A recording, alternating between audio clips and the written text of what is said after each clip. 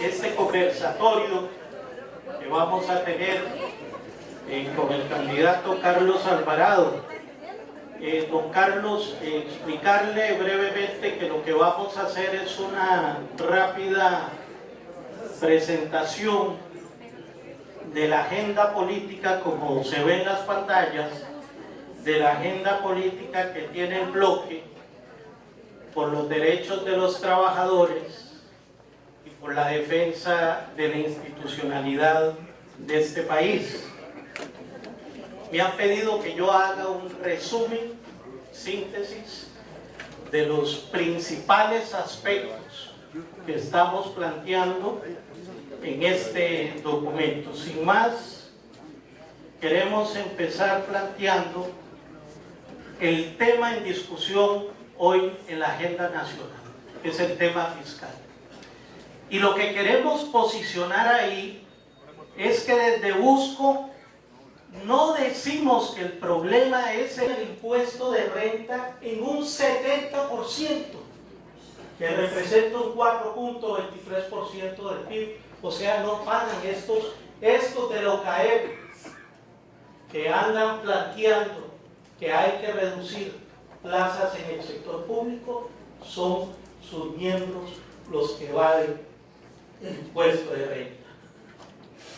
Y tenemos también en personas físicas un 57% de gente que evade este impuesto. Pero además tenemos el problema de deducción. Ya no solo evaden, sino que eluden por la vía del comercio exterior, la falsa facturación, que no es solo contrabando, es cómo trasladan sus utilidades y sus ganancias a paraísos fiscales, a guaridas fiscales, utilizando sociedades offshore, recordemos los Panama Papers. Por eso estamos planteando dos medidas urgentes en materia fiscal. Prohibir la existencia de sociedades offshore. ¿Quién quiere una sociedad offshore? ¿Por qué la va a crear en otro lugar que no es en su país, donde tiene la actividad económica? Y segundo, hay que eliminar el secreto bancario, porque es el que estimula la opacidad fiscal. La administración tributaria de este país no puede acceder a las cuentas bancarias de potenciales evasores porque tiene que tener, efectivamente, pasar por un proceso muy largo judicial para que lo autorice. Pero además tenemos todo el tema de las exoneraciones. Le exoneramos impuesto de ventas, les exoneramos a los empresarios impuesto de renta. En total estos privilegios representan un 5.24% del PIB. Zonas francas, importadores, exportadores que hacen fraude fiscal y además tienen exoneraciones, el sector financiero que tiene exoneración de todos sus rendimientos y dividendos y sus ganancias patrimoniales. Y como que si lo anterior fuera poco, tenemos 14 tratados de libre comercio que todos han propuesto desgravaciones arancelarias, o sea, no pagar impuestos a la importación, que representan un 2.5% del PIB. Y hoy nos anuncian que quieren transformar el impuesto de ventas en IVA, que va a provocar un aumento generalizado de precios. Efectivamente es un impuesto que le va a permitir al Estado resolver un poco el tema de inflación. Pero lo más grave que estamos viendo es que en el presupuesto nacional el énfasis es para pagar el tema de los servicios de la deuda, los intereses. Fíjense que en el presupuesto del año pasado, el presupuesto nacional, el 32% de ese presupuesto fue para pagar los servicios de la deuda. Mientras el rubro después de eso, que es el Ministerio de Educación Pública, recibió un 29.9% del total presupuestario. ¿Qué quiere decir eso? Allí en el Ministerio de Educación Pública, en esa partida, está incorporado el financiamiento a la educación superior pública. Pero vean ustedes, le damos 32% al servicio de la deuda y pagamos, le damos al Ministerio de Salud un 3.6% de presupuesto nacional. Este tema de la deuda, fíjense ahí, es principalmente el sector privado que detenta un 94% de esta deuda pública que está ahorcando las finanzas de este país. En ese sentido, es un negocio redondo el que tiene 30 y resto de años de hacer estos sectores productivos y corporativos. Y para cerrar este tema, queremos decir que no estamos de acuerdo con el planteamiento de establecer una regla fiscal para contención de gasto o de inversión pública, porque estas políticas de austeridad ponen en riesgo toda la inversión social del Estado.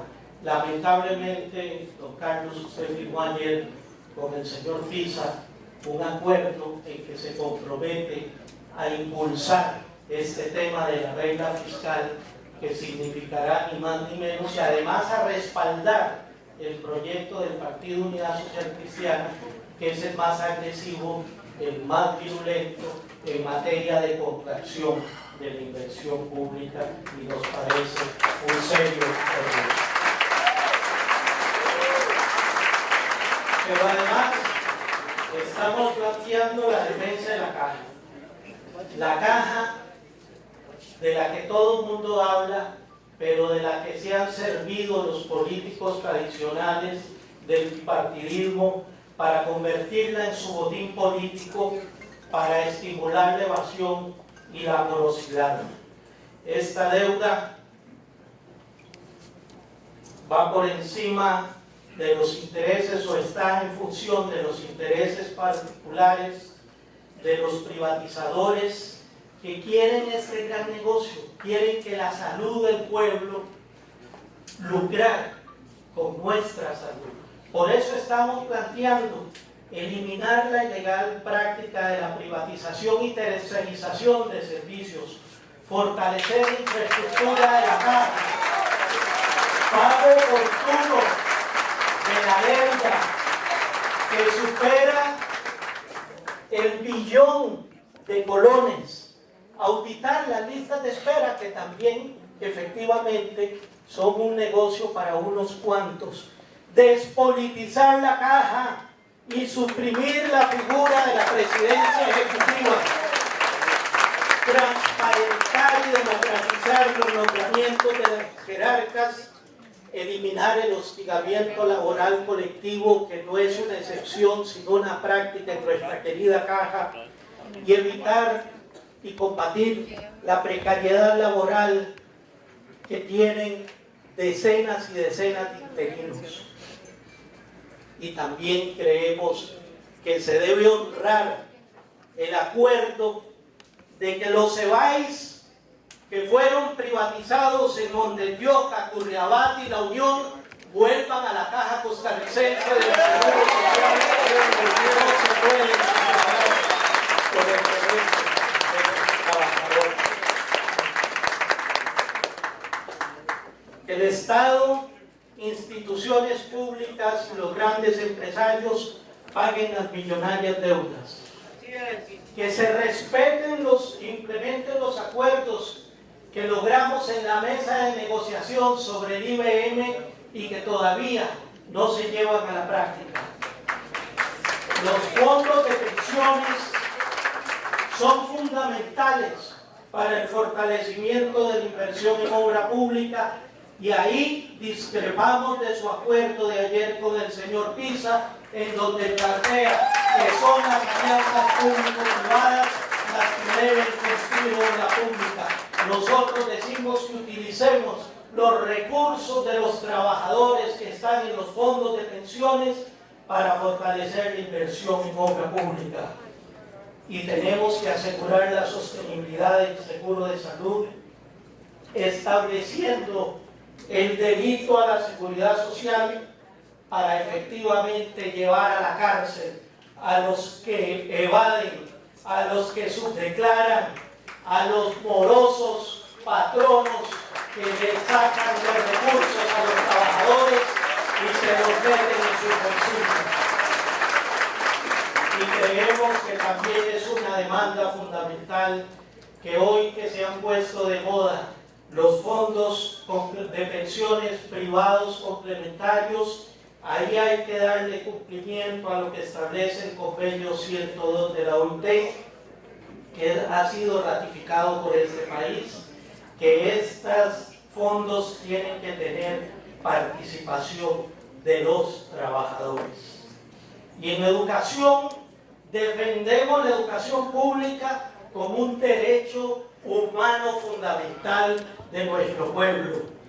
Hay que acabar con el itinerariazo docente que hoy afecta a más de 47.000 trabajadores en la educación.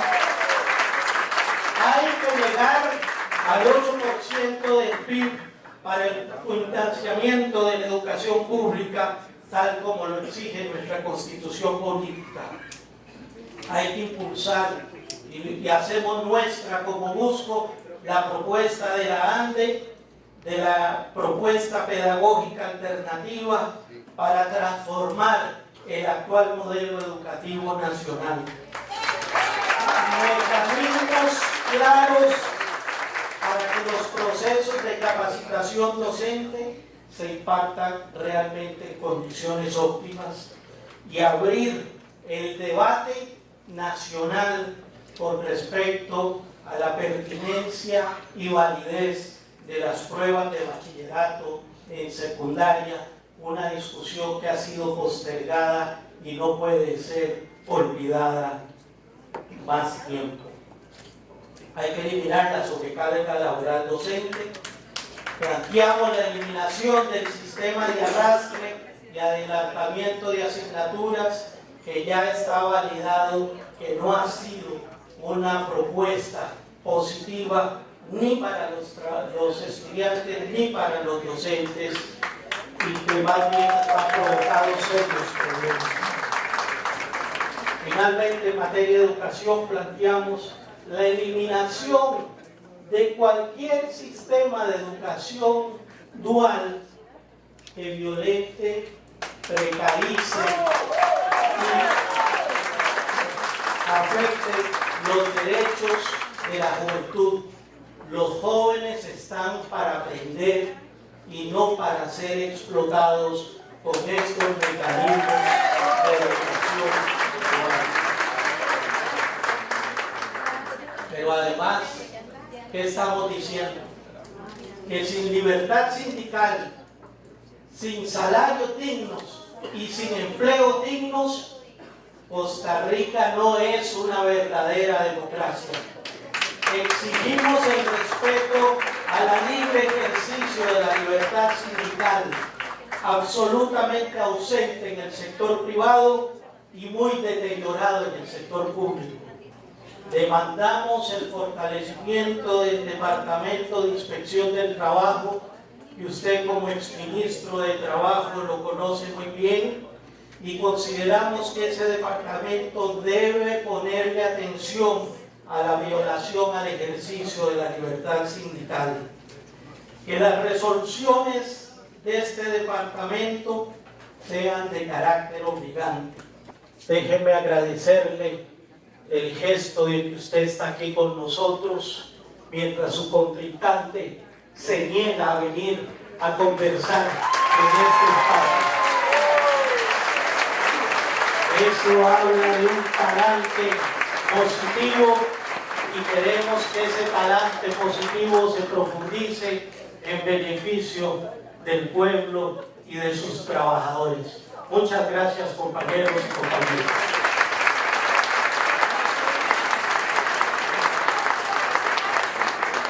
Muy buenos días,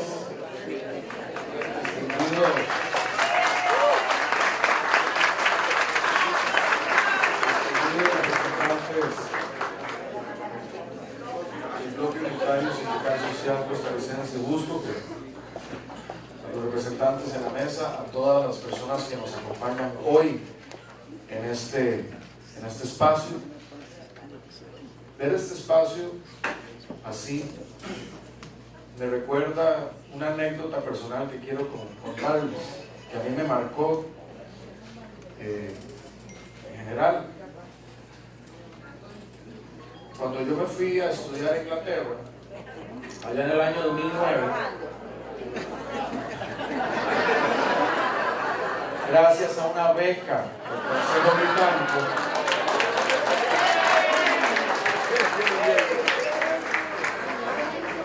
cuando estuve allá, tuve la oportunidad de estar en una conferencia con uno de los impulsores del Índice de Desarrollo Humano de Naciones Unidas, Richard Joly. Él, un académico británico, fue una de las personas gestoras en el mundo de Naciones Unidas para generar el Índice de Desarrollo Humano, un índice que mide el desarrollo de los distintos países y pueblos a partir de medir temas de salud, temas de educación y temas de crecimiento económico. Antes de ese índice, generalmente solo se medía el desarrollo del país por PIB per cápita. Y esa fue una primera medición que intentó integrar el desarrollo humano dentro de las mediciones de desarrollo de la humanidad, allá por los finales de los 80, inicios de los 90. Y yo estaba en esa conferencia donde él explicaba el desarrollo de este índice en un auditorio tal vez así de nutrido, pero de personas de todas partes del mundo, personas de la India, personas de Pakistán, personas de Vietnam, de Europa, de todas partes de Europa, de todas partes de Asia, personas de Japón, muchos estudiantes de China que iban allá, algunos cuantos, habíamos de América Latina, los menos, personas de toda África, de todo el continente africano, en fin, un crisol, una torre de Babel de ciudadanías de todo el mundo en aquel momento escuchando aquel discurso, aquella exposición que daba el académico británico. Y en un punto, cuando empieza a hablar del tema de desarrollo humano, él hizo una digresión en que empezó a hablar y dijo algo así como: hay un país en el mundo, un país pequeño, que tiene uno de los mayores índices de desarrollo, y lo descubrimos cuando fue la primera medición. Un país que apostó por la educación, por la salud, un país que hizo algo maravilloso que nunca nadie antes había hecho, que fue abolir el ejército. Y ese país maravilloso, pequeño, lanzó un mensaje a todo el mundo y tiene uno de los mejores indicadores. Y se llama Costa Rica.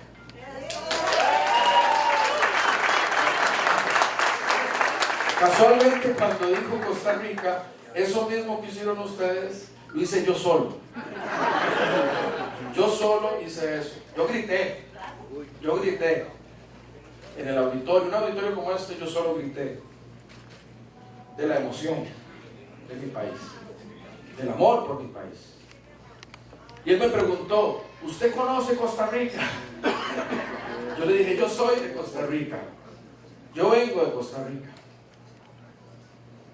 Y ese fue uno de los momentos que más recuerdo de aquella época. Y luego yo trabajé mucha amistad con el señor Joly, Sir Richard Joly. Y él me invitó luego a dar una charla a un grupo más pequeño sobre el modelo costarricense. Y recuerdo que en el modelo costarricense yo iniciaba con una fotografía, la historia. Y la historia de cómo había generado ese modelo costarricense la iniciaba con una fotografía que retrataba a 3 personajes: Manuel Mora, Monseñor Sanabria y Rafael Ángel Calderón Fournier. Es por la reciente visita. Rafael Ángel Calderón Guardia, padre del expresidente también, Calderón Fournier.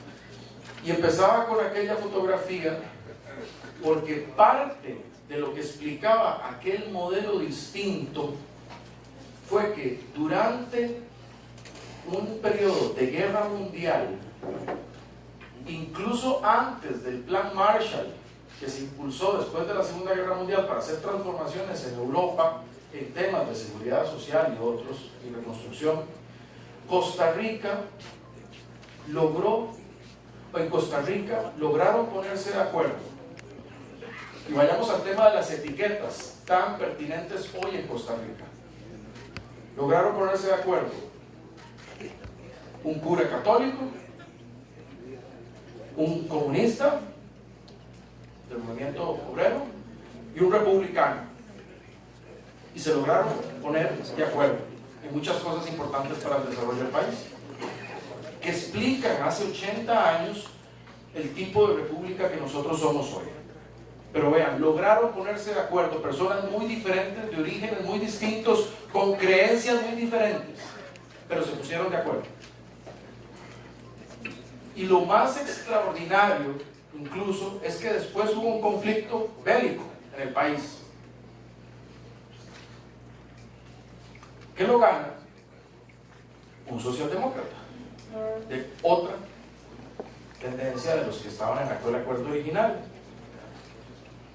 Pero lo maravilloso es que en lugar de convertirse aquello en un retroceso, lo que hace es tener la inteligencia de, en vez de retrotraer, tomar como propio aquello que hicieron otros, apropiarse de esa cosa maravillosa que se había hecho y profundizarla, ir más allá y abolir el ejército y hacer otra serie de reformas. E incluso en otro acuerdo que no tiene foto pero sí narración, se ponen de acuerdo José Figueres Ferrer, también Manuel Mora, y como dicen, y detrás de un palo Calufa, para mantener mucho de aquello que se había logrado después de un conflicto bélico. Y eso explica mucho la Costa Rica que tenemos hoy.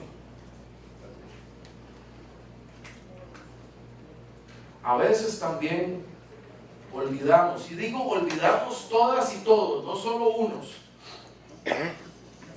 olvidamos cosas, porque tuvimos un gran presidente muy querido como don Luis Alberto Monge, que venía del movimiento de los trabajadores, alguien también que venía de la tierra, de la producción, que fue capaz de gobernar el país con un balance en un momento de crisis difícil, pero al mismo tiempo impulsar cosas como el movimiento cooperativo y también cosas profundizando en el movimiento solidarista también. Porque ahí no fue, vean que no fueron a las etiquetas, pensaron en cosas ulteriores, superiores, y lograron dar contribuciones extraordinarias a nuestro país. Hoy ese modelo que nosotros heredamos de reformas de 80 y 70 años, que ha logrado que Costa Rica tenga esos indicadores de desarrollo humano, hoy requiere que nosotros, como país, como sociedad, y retomo lo que decía el señor Coronado al final, que lo comparto plenamente, sociedad diversa, sociedad también que debe ser emblema de respetar los derechos de todas y todos, sin ningún tipo de discriminación, y ninguno es ninguno, ningún tipo de discriminación, pero en esa diversidad, esa sociedad amplia de intereses también contrapuestos, tiene que tener la posibilidad de ponerse de acuerdo. Y ese es el gran reto de nuestra generación, ponernos de acuerdo. Eso es lo que nos toca hoy. No puede ser hoy, y así lo demostró el resultado también de 4 de febrero, mostró esa diversidad y mostró el mandato del soberano, que fue repartir el poder, el cual yo he interpretado ese mandato del soberano como un categórico llamado del pueblo diverso, a decir, señores de la clase política, señores y señoras de los sectores sociales, económicos del país, pónganse de acuerdo. Eso es lo que yo interpreto ese nombre. Pongámonos de acuerdo. Y nos necesitamos poner de acuerdo porque tenemos retos grandes por delante. No son pequeños. Y si Costa Rica no toma decisiones, aquello que es el legado que nos sirvió a través del siglo XX, ya en el siglo XXI, por los cambios tecnológicos, por los cambios poblacionales, por distintos cambios, ese legado tiene que remozarse, renovarse y superarse y llevarse más allá, a una nueva Costa Rica, la Costa Rica del siglo XXI.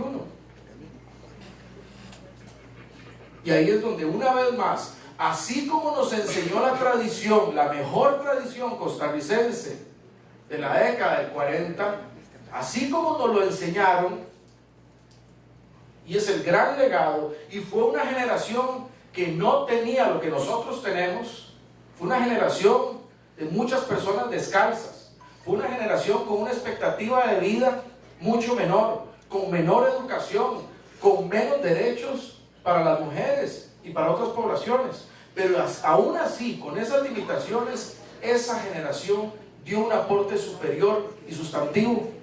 ¿Cómo nosotros no vamos a dar ese salto? Habiendo tenido más oportunidades, más entendimiento. Eso es lo que nos toca hoy. En este contexto electoral, por eso, y entendiendo ese llamado del electorado del 4 de febrero, y entendiendo el contexto político que vivimos, en necesidad de resolver las finanzas públicas, que nos atañen a todas y a todos, en mejorar decididamente nuestra educación pública, que es el pilar de es el pilar que hace germinar nuestro talento humano, nuestra semilla, nuestra vida, la educación como el sector más grande, en el que más invertimos, la seguridad social, la salud y los retos que nos presenta nuestro modelo. Pero también los rezagos en otros campos que detienen nuestra economía y que detienen nuestra salud también. Los rezagos que tenemos en infraestructura, en obras públicas, en transporte. Los rezagos que tenemos en trámites. Porque sí, todos sufrimos los problemas de los trámites. Los rezagos que tenemos en generación de empleo. Y yo sé que ustedes comparten como yo la angustia cuando vemos muchachas y muchachos de todas partes del país y las dificultades que tenemos para que se incorporen al mercado laboral. Compartimos esas preocupaciones. Y las preocupaciones de un modelo político ya que no responde necesariamente a las demandas de una sociedad, donde tenemos un presidencialismo unitario, unicameral, y tenemos esa diversidad de manifestaciones políticas y no estamos necesariamente dando la respuesta pronta desde lo político y lo sectorial a las demandas de un país. Es un llamado enorme al diálogo nacional y es un llamado enorme a acuerdos y a construcción conjunta. Y en ese contexto, con justísima razón, alguien que aspire a la presidencia de la República, no es que si quiere, es que debe presentarse con todos los actores importantes de esa sociedad y dialogar con todas y todos, porque eso es lo que demanda el que seamos una sociedad que no discrimina. Eso es lo que demanda de un presidente de todas y todos. Demanda que trabajemos juntas y juntos, todas y todos. Y habrá puntos en los que estaremos de acuerdo y hay puntos en los que no estamos de acuerdo. Hoy, en elementos de lo que se ha dicho previo a mi intervención, hay elementos en los que hay concordancia, hay elementos donde no la hay, hay que decirlo así abiertamente, no la hay, y hay elementos donde se pueden encontrar puntos medios o puntos de avance, o como dicen también popularmente, en este punto estamos de acuerdo en que estamos en desacuerdo, pero no lo podemos decir. Pero muchas veces ha sido la incapacidad que hemos tenido como sociedad, la capacidad de olvidar nuestra historia, la que hoy hace que prevalezcan muchas veces las etiquetas frente al diálogo. Y hoy tenemos que reconocer que son las etiquetas las que muchas veces nos han ganado. Sí, las etiquetas, empecemos por la etiqueta de político, la etiqueta de joven, la etiqueta de sindicalismo, como incide la etiqueta de empresario, incide la etiqueta hombre, la etiqueta mujer, la etiqueta gay. Ahora incluso, como se ha afectado a mucha gente por la etiqueta evangélica o católica, cuando eso en la sociedad por la que yo crecí, eso nunca era, pero ahora lo es tema. Tenemos que por un momento ser capaces de trascender esas etiquetas y reconocer en el otro y la otra personas, seres humanos, que tienen familia, que requieren empleo, que tienen aspiraciones genuinas en una vida. Tenemos que recobrar esa capacidad de dialogar y no de etiquetar. Muchas personas, y lo digo aquí con toda confianza, me decían: hombre, ¿cómo vas? Y me lo han dicho no solo de este espacio, lo digo muy sinceramente. Dicen: ¿cómo vas a ir a Busco? Te van a etiquetar de sindicalista. Pero así me han dicho: no, ¿cómo vas a ir a ese encuentro de la diversidad sexual? Te van a decir que estás con los gays. ¿Por qué vas a ir a Enlace si ese es de los cristianos? No, ¿cómo vas a ir a UCAEP si de por sí no están, muchos, la mayoría no están con vos? A esa es la sociedad que estamos llegando, que es incapaz de generar esos espacios. Yo me siento por eso complacido, esperanzado de que podamos construir ese gobierno nacional, un gobierno nacional que también escuche a los distintos sectores en un momento que es complicado para el país. En el tema fiscal, en efecto, tenemos grandes retos ahí, pero les digo también, hay grandes coincidencias. Yo matizaría la intervención que decía don Jorge Coronado en relación a la empresa privada, por ejemplo, y a UCAEP, y lo puede decir don Marvin, que me acompañó a esa sesión. Hay una gran preocupación por los temas de evasión ahí también. Hay una gran preocupación en esa materia, que piden que logremos resolver, o la subfacturación, que piden logremos resolver. Hay preocupación ahí también. Lo que sí diría es, ¿por qué? Porque no podemos generalizar de que la evasión, la subfacturación, el contrabando es generalizado. Más bien hay un reclamo ahí, es decir, el sector empresarial formal, porque sí pagamos impuestos. Y que no queremos que haya otros vivos que no paguen eso. Esa es una causa que nos une. Es una causa que nos une como trabajadores, como empresarios, como gobierno, a trabajar de manera conjunta, a resolver esos temas. La informalidad, como lo demostró la reciente mesa que finiquitó el acuerdo, es una causa que nos convoca y nos une a todas y a todos. Es más lo que nos une que lo que nos separa. Y lograr reducir la informalidad mejora ciertamente las condiciones de las y los trabajadores, su futura pensión, su seguro de salud, como también hace una formalidad en la economía privada que es importante y ayuda al gobierno a la recaudación. Esa causa nos une.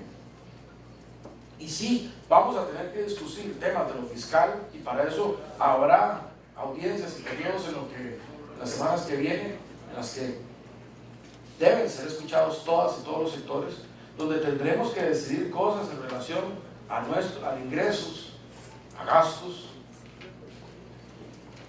Pero esto no es un tema de un sector o de otro sector. Si hay un problema democrático que hoy tiene Costa Rica, es el déficit fiscal. Desde el punto de vista de un candidato a la presidencia, que podría venir a hablarles, les digo honestamente, nada más de lo que nos estamos de acuerdo, en miras a pedirles el voto. Pero les estoy diciendo muy transparentemente lo que creo debemos abordar desde un nuevo gobierno. Y que sí, habrá cosas, como digo, en que estamos de acuerdo, en buena hora. Habrá cosas en que estamos en desacuerdo. Pero en todo caso, y con otros actores, tenemos que tener la capacidad que tuvieron aquellos grandes costarricenses de trascender lo que se esperaba nada más de su etiqueta, de cura, de comunista, de republicano, de socialdemócrata. Trascender esa mera etiqueta y ver más allá. Y ver la Costa Rica ya de nuestros nietos y nietas. Una que es líder en América Latina con la mejor educación, porque la podemos tener, la mejor educación del continente, la mejor educación, la mejor salud del continente, porque la podemos tener. Ustedes lo saben, ustedes trabajan en ese sector, ustedes saben lo que estamos haciendo ahí, como la operación reciente que se hizo en el caso de las CIMES. Eso se hizo en Costa Rica, como en el tecnológico están haciendo la investigación de partículas, primero en América Latina, o el lanzamiento de un satélite también allá. De eso somos capaces de hacer, como nadie en América Latina, pero hay cosas que no hemos sido capaces de hacer. Y que esos beneficios cascadeen a toda la población. De eso se trata esto. No vienen años que sean sencillos, como no lo fue la década del 40 probablemente.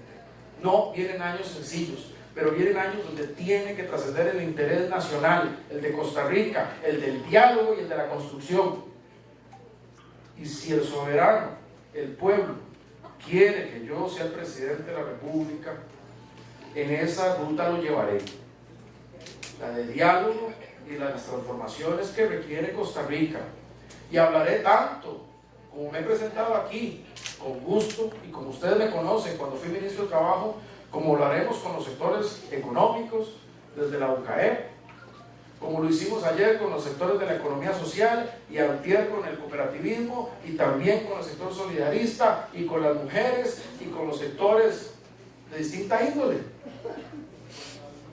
Eso es lo que tenemos que hacer para y por Costa Rica. Eso es lo que entiendo es mi mandato de ser electo presidente. Y para eso nunca les voy a pedir que renuncien a sus luchas.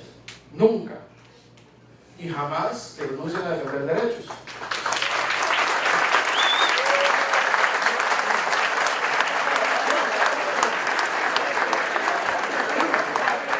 Lo que sí les voy a pedir encarecidamente es dialoguemos, lleguemos a acuerdos, dialoguemos también con otros, con los que hemos visto históricamente tal vez de la acera del frente, dialoguemos con ellos y ellos también. Yo que soy del PAC, les puedo decir hoy también cómo las mismas etiquetas en el campo partidario han afectado, cómo hay muchas personas que hoy en su ideal saben que deben apoyar el PAC porque tienen muchas afinidades, pero por como nos hemos tratado o maltratado en el tiempo, lo dudan, porque dicen es que nos han injuriado, nos han lastimado. Y eso lo veo yo día a día hoy. Ahí no pierde el PAC, ni Liberación de la Unidad, ni el Frente Amplio, ahí pierde Costa Rica, cada vez que eso se convierte en un obstáculo para llegar a acuerdos. Si algo sirve en mi juventud y que no he participado antes en esto, que sea para sanar algunas de esas heridas y para que nos demos la oportunidad de construir. Que le demos la oportunidad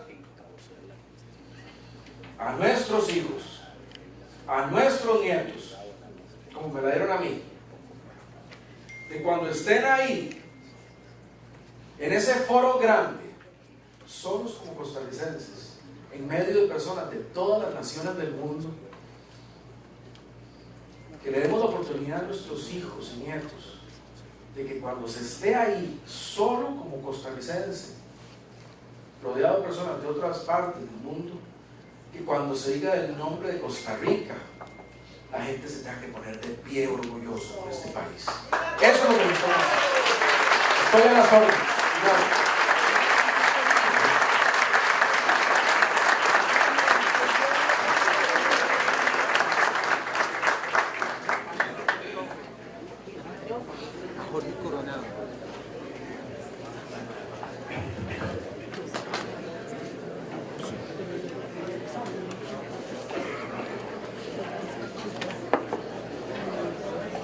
agradecerle a don Carlos la presencia, decirle que hoy hay aquí 500 dirigentes, líderes de diferentes organizaciones de salud, de educación, de banca, de los policías penitenciarios, del sector privado, de los sectores judiciales, de los sectores sociales, asociaciones de desarrollo.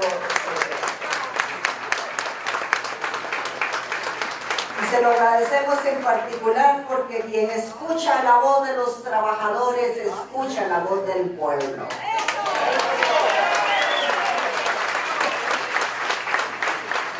Usted dijo, don Carlos, que es fiel creyente en el diálogo y en el Estado social de derecho. Lo dijo en la anterior reunión que mantuvo con el Busco y que nosotros le recordaremos todos los días. Y estamos seguros de que tenemos puntos de acuerdo y desacuerdo. Pero como Busco hemos dado un ejemplo de diálogo social cuando fuimos a la mesa del régimen de pensiones de la Caja. Y ahí defendimos las posiciones de la clase trabajadora para el gusto de algunos compañeros de la UCAEP, pero de la cual nos sentimos muy orgullosos. Y en ese tema, porque usted planteó ahorita que es a través del diálogo, es a través del diálogo que se debe discutir empleo público.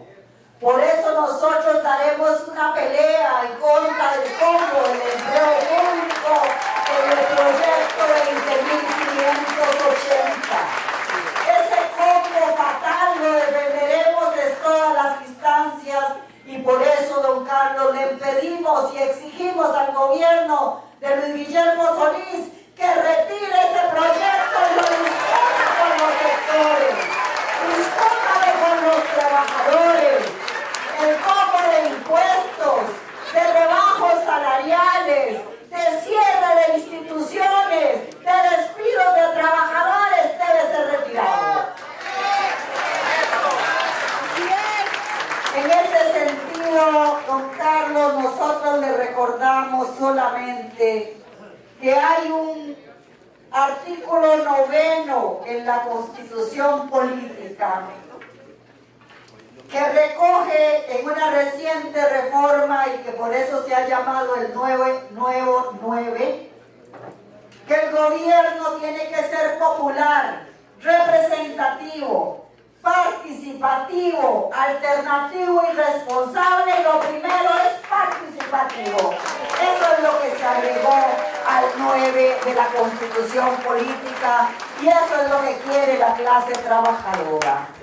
Creo que como sociedad tenemos que de una forma madura dialogar más de este tema, porque también hemos visto que no podemos evitar que las discusiones en relación de las uniones de las personas del mismo sexo o de las guías de afectividad o los temas de las creencias están teniendo una incidencia en la política. Yo creo que eso es una discusión que de una manera abierta como sociedad debemos tener. Yo como presidente aspiraría que desde una posición mía, republicana, entendiendo que el Estado debe cobijar a todas y a todos, tenemos que hablar eso como sociedad, tenemos que hablarlo. Y aquí nadie está diciendo que haya que nadie tenga que cambiar ni sus creencias, ni sus religiones, ni nada.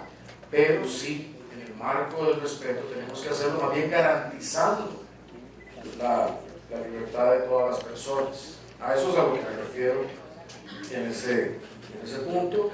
Y también en relación al Estado Social de Derecho, nosotros tenemos una estructuración de ese Estado Social de Derecho. No obstante, y que es lo que hemos heredado, y es algo maravilloso, pero sí también necesitamos, al corriente del tiempo, entender cuáles son las formas de poner a tono ese Estado solidario, ese Estado que trae progreso para todas y todos. Es decir, sí es necesario hacer cambios, sí es necesario modernizar cosas. Máxime también en muchos campos con los avances tecnológicos. Y vamos a tener muchos retos en materia de energías limpias, de combustibles fósiles, avances tecnológicos, por ejemplo, que van a impactar cómo se educan las personas o que va a impactar cuánto van a vivir las personas. Eso impactará la salud. Ahí hay muchas cosas del mundo actual que nos ponen retos y que será dialogando que podemos encontrar respuestas a eso. En materia de lo que se plantea en el INA, en eso seguimos la misma ruta que sigue el Partido de Acción Ciudadana, de haber cuestionamientos, de haber denuncias, tienen que seguir sus debidos procesos hasta las últimas consecuencias. En eso no debe haber ningún otro tipo de proceso más que siga el debido proceso. Y todo eso tiene que ventilarse, sea a través de la prensa, como es un órgano democrático que puede hacer denuncias del caso, de las personas plantearlo en las distintas instancias administrativas o judiciales. Y en eso lo que le corresponde a un presidente de la República es mantener el marco de legalidad para que las cosas lleguen a un esclarecimiento y mantener la confianza en la democracia y las instituciones. En relación con la permanencia o no de jerarcas, yo lo sintetizo así, véanlo como borrón y cuenta nueva. Es decir, ese es el principio con el que estamos operando.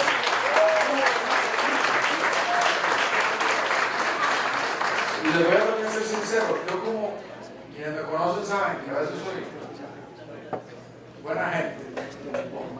Yo lo que dije es algo que creo, digo, si alguien ha hecho bien su trabajo, debe ser considerado para reconocer, y alguien que no lo ha hecho, no. Pero entonces eso se interpretó como decir, no, ya va a dejar a todo el mundo y eso es una mancuerna de amigos. No, además, también lo digo muy francamente, estamos en un proceso de ser un gobierno nacional que incluye a personas de distintos orígenes, pero siempre con una hoja de ruta común. Y eso, por eso estamos hablando en el gabinete, como parte del gabinete, tendremos ya, si se sabe por cierto que tendremos a doña Epsi y a don Marvin, pero también aspiramos a tener a otras personas y una ruta común. Y eso será un cambio en la filosofía democrática en nuestro país. Nosotros no estamos acostumbrados, por ejemplo, a las experiencias como Alemania, de coaliciones, pero hoy en Alemania gobiernan los socialcristianos con los socialdemócratas, y antes se aliaron los socialdemócratas con los verdes para hacer gobierno, o en Francia cuando vivieron la cohabitación, cuando hubo un presidente liberal con un primer ministro socialista y se dio la cohabitación y gobernaron. Bueno, esas experiencias son las que nosotros tenemos que también entender en el momento democrático que estamos llegando. Pero para ir al tema de los jerarcas, den por cuenta que es borrón y cuenta nueva. En el tema del cobro judicial que plantean, les soy sincero, de ese tema no conozco. Más bien sería algo de lo que me interesaría o que me expliquen o capacitarme o entender bien cuál es la preocupación. En ese tema, pues humildemente reconozco que no lo sé. Me gustaría que me expliquen. En el tema de las asociaciones de desarrollo, ese es un temazo. Hoy no se transfiere ese 2%, que es un presupuesto cuantioso, por temas de la materia fiscal, pero las asociaciones de desarrollo son las organizaciones más cercanas a la comunidad, incluso más cercanas que las municipalidades. Entonces, las asociaciones de desarrollo también demuestran ser agentes que pueden resolver problemas, y aquí hablamos no solo del salón multiusos, hablamos del puente, del camino, del trabajo conjunto con la SADA, hablamos de un montón de cosas que logran transformar las realidades. Aquí, ¿qué es lo que necesitamos más en ese sentido? Necesitamos más trabajo articulado territorialmente, porque además pueden resolver mucho más rápido que muchas instituciones del Estado centralizado. Ahora, ¿qué es lo que tendremos que hacer? Eso es un tipo de, digamos, no lo voy a poner así, no me lo tomen literal, pero es como decir un traslado de la parte presupuestaria para de una manera más ágil responder a una competencia de un gobierno centralizado, que a veces cuesta muchísimo. Yo lo he vivido con municipalidades, hay municipalidades que me piden a gritos, vea, ese tramo de la carretera es nacional, pero yo lo hago por el problema que me está generando a mí. Y hay muchas veces que no se llega a hacer el convenio con AVI, municipalidad, para resolver ese problema en la comunidad. Bueno, pasa similar con las asociaciones de desarrollo, para decir que uno, para llegar al 2%, habría que ver el marco de lo fiscal, pero dos, porque lo que nos interesa no solo es el 2%, lo que nos interesa es que se hagan las cosas que hay que hacer en la comunidad. Dos, trabajando de la mano con las asociaciones de desarrollo, con las instituciones y con, pensando aquí, presupuestos, se pueden resolver muchas cosas que hoy no se están resolviendo. Entonces, ¿qué es la finalidad? El 2% no es un fin, es un medio. La finalidad es que resolvamos a la gente en la comunidad y estamos desperdiciando esas oportunidades para resolver. El tema del proyecto del Poder Judicial, bueno, sí está en la sala constitucional, hay que esperar a ver qué emana de allí, si se devuelve sin ninguna observación o si en efecto hay alguna observación que retrotrae el proyecto. En todo caso, como creo fue la experiencia, pero en todo caso tiene que ser un marco de diálogo. Un marco de diálogo con las acciones legislativas, también un marco de diálogo con el sector. El tema del adulto mayor es clave en Costa Rica. Nosotros ya estamos entrando en lo que se llamó la generación de los baby boomers. La generación esa de los baby boomers es como la generación en el caso de mi papá o mi mamá, que fueron 11 hermanos en la casa. Pero es una generación que ya está llegando a la etapa de adultos mayores, lo que relacionado con la caja y con otros servicios nos va a llevar una atención intensiva a esa generación, y esa franja de adultos mayores va a ser cada vez más importante en nuestras sociedades. Hay que abordar dos temas al menos. Uno, los temas de la sostenibilidad de las pensiones. Dos, los temas de los esquemas de atención y cuidado, y entendidos ampliamente, no solo en cuidado de que cuida directamente a la persona, sino en los temas farmacológicos, en los temas de consulta médica y demás. Pero tres, yo creo que es el más importante, es el cambiar el paradigma de salud que tenemos, porque necesitamos enfocarnos en los estilos de vida saludables. Estilos de vida saludables, buena nutrición, ejercicio. Tenemos muchos problemas de salud mental por el tipo de sociedad donde estamos viviendo. Tener espacios más de recreación, apostar a otras modalidades. Por eso se habla a veces importante de las modalidades de teletrabajo, para que la gente pueda estar también mucho en su casa, pueda ir al gimnasio, tener espacios públicos de recreo que sean agradables. ¿Eso para qué? Para ampliar el periodo de autonomía de las personas y de los adultos mayores. Siempre se dice en el modelo actual del adulto mayor, no está bueno estar dándole las manos para que suban las gradas, o no está bueno estarlos bañando, lavándole los dientes a los adultos. ¿Por qué? No es porque uno sea descortés, sino porque hay que prolongar la autonomía de las capacidades. Entonces es todo un modelo al que tenemos que ir como sociedad, porque nuestra estructura demográfica está siendo cada vez más la estructura de un país desarrollado.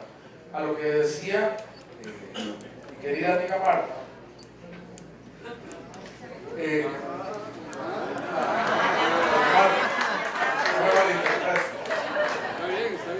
es que ya perdonaba, yo ministro ya quiero como peleaba. No, todavía. Perdón. Sí, queremos una caja eficiente. De hecho, ahí donde yo veo margen de trabajo conjunto. Por ejemplo, y aquí, ahí es donde las etiquetas, yo creo que cada vez se golpean. Con el préstamo del Banco Mundial en relación a pagar la deuda del gobierno central con la caja, se abre toda una oportunidad de trabajo conjunto para tener las mejores experiencias en temas de seguridad social. Como el préstamo del Banco Mundial con la caja es uno de los más innovadores porque va contra compromisos, nos permite poner la variable de la eficiencia ahí y llevarla a otras partes, con apoyo internacional también, de mejores prácticas, de experiencias. Ahí yo veo una beta muy buena en materia de infraestructura, en materia de equipos, en materia de procesos. Y ahí tenemos que dialogar. Los profesionales médicos, yo he recibido muchos señalamientos del tiempo que se pasa haciendo la parte burocrática y no haciendo la atención directa del paciente. Don Carlos Alvarado, como representante de la Unión Médica Nacional y de los médicos de este país, indudablemente que hay una preocupación porque ha habido desde hace varios años un embate terrible en contra de la ley 6836 que protege los salarios no solo de los médicos sino de los profesionales en ciencias médicas. Decir que esto fue una lucha en 1982 que me tocó vivir 42 días en un movimiento de presión para tratar de que los profesionales en ciencias médicas tuvieran un salario más o menos digno. Y se dio ese movimiento porque creíamos que los médicos y los profesionales en ciencias médicas no debían estar en la calle, debían estar en los consultorios, en los servicios de emergencias, en las salas de operaciones salvando vidas. Esa ley le ha dado 36 años de tranquilidad a este país, a los trabajadores y a los beneficiarios de la Caja Costarricense del Seguro Social y de la salud de este país.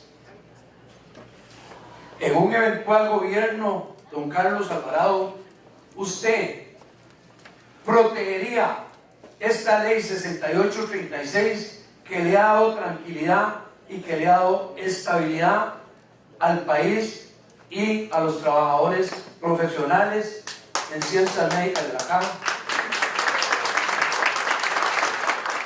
En relación a la banca pública, creo que al próximo gobierno le corresponderá también los lineamientos que debe hacer y en general con el manejo de la banca pública trasladar muchísima confianza a la ciudadanía en materia de transparencia, en materia de resultados, en materia de distinta índole. Va a estar bajo la lupa lo que hagamos con los bancos públicos, que a ver, en nuestro plan nos consideramos una herramienta para el desarrollo. Necesitamos dar crédito y trabajar en el crédito de la clase media, por ejemplo, para la vivienda. Yo creo que es una gran herramienta para ayudarnos a hacer la transición de vehículos de combustible fósil a vehículos eléctricos. La principal herramienta que compra vehículos son los bancos.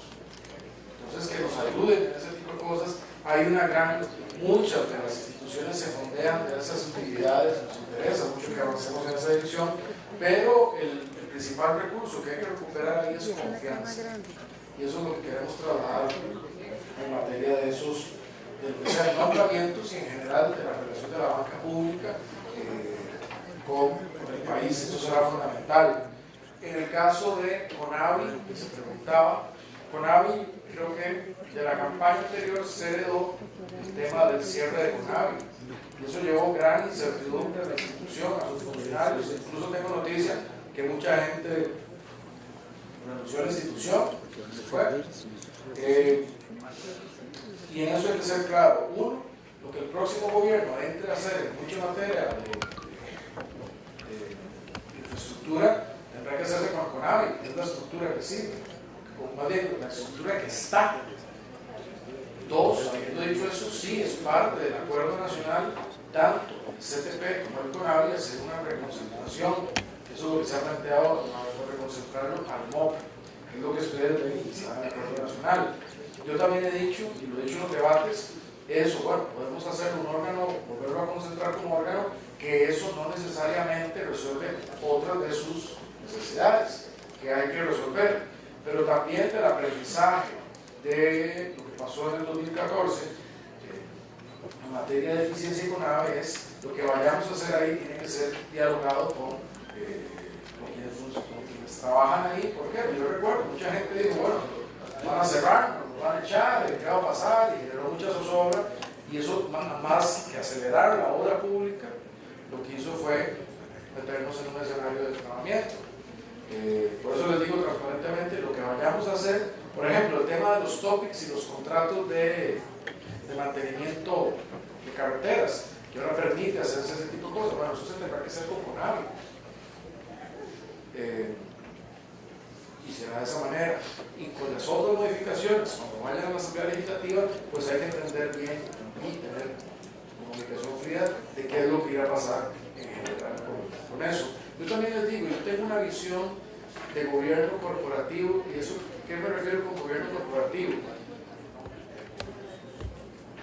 Nosotros tenemos un Estado complejo, son 334 instituciones públicas, y solo del gobierno, solo del servicio civil tenemos la mitad del funcionariado público, cerca de 300.000 funcionarios públicos en general, en el servicio civil unos 150.000, pero se da que el empleo público no se ve institución por institución, entonces se ve fragmentado,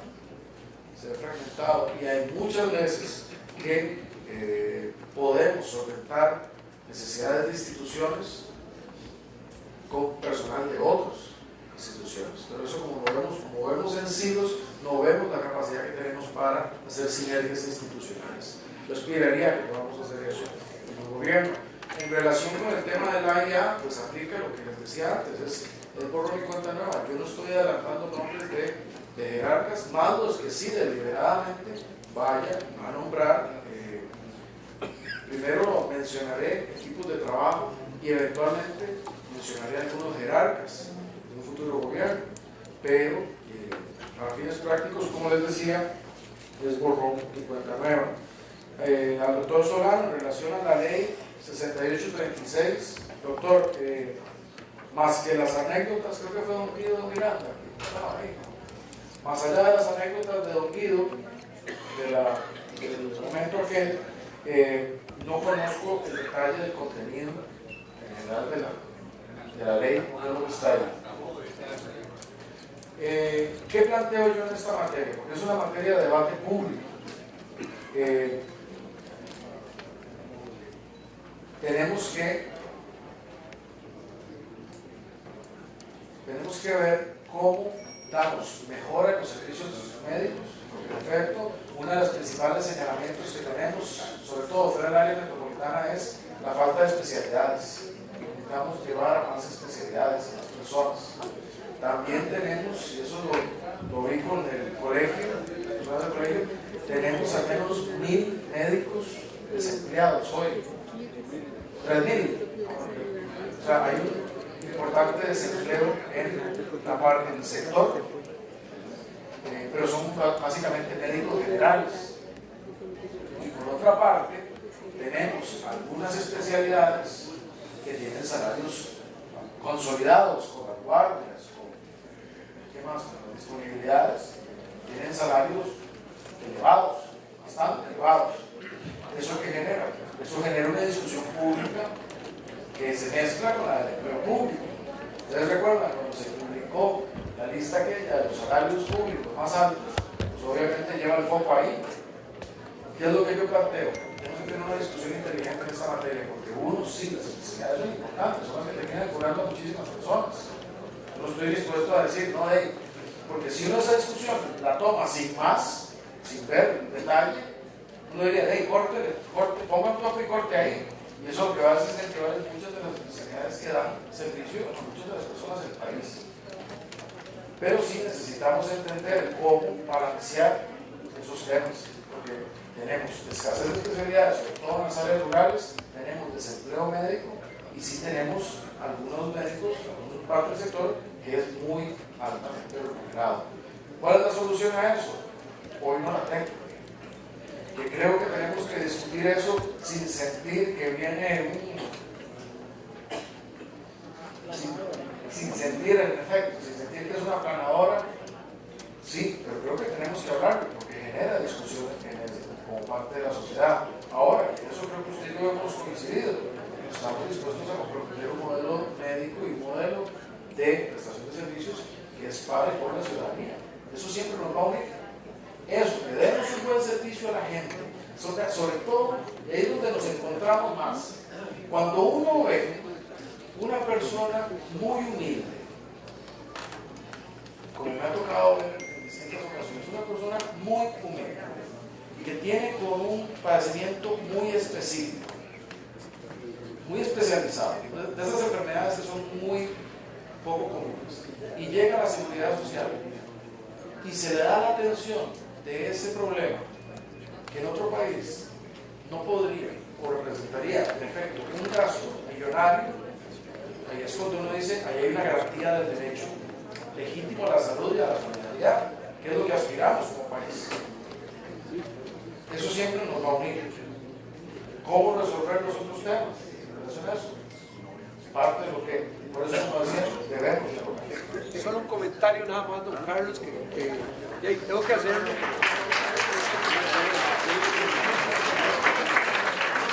Solo, don Carlos, un comentario tengo que hacerle al curso de respuesta. Nada absolutamente tiene que ver el tiempo extraordinario con la ley 68.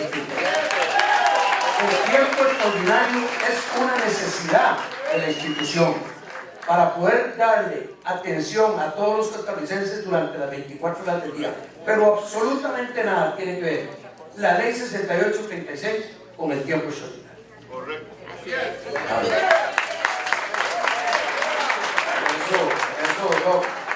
Doctor, le agradezco esa aclaración, pero por eso decía, iniciaba la intervención diciendo, pues la ley 6836 no es la que, no es de mi conocimiento en eso, pero sí le planteo particularmente cuáles son las preocupaciones que vemos en la ciudadanía.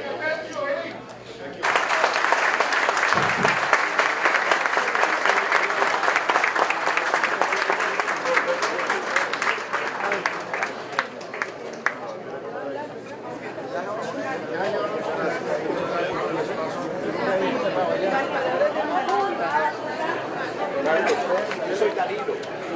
Muchas gracias por la respuesta.